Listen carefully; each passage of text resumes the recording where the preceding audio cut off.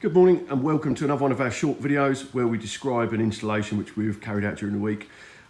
This time it's a Porsche Cayman, and what we've done on here is front and rear parking sensors and also a factory style reverse camera. So, sleek looking car.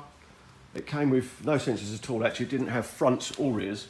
So what we've added is what we call a factory style front sensor, or an OE looking front sensor. That means we remove the bumper, paint the sensor and actually fit it in from behind and then realign it so it's flush. So it looks just like a factory option. It's very neat, as you can see.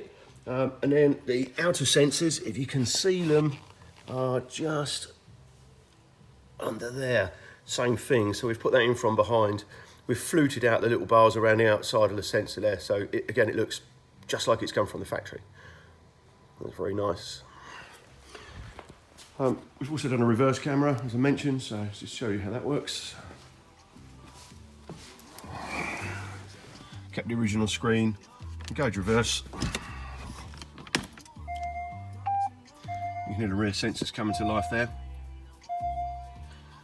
And as I turn the wheel, you've got the active guidelines as well.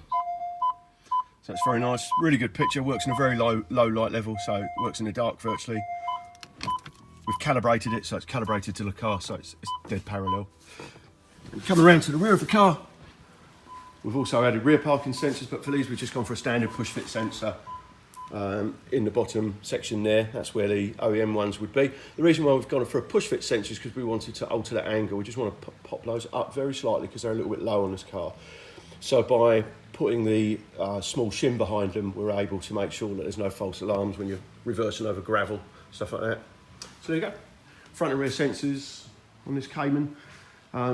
We can get them on anything.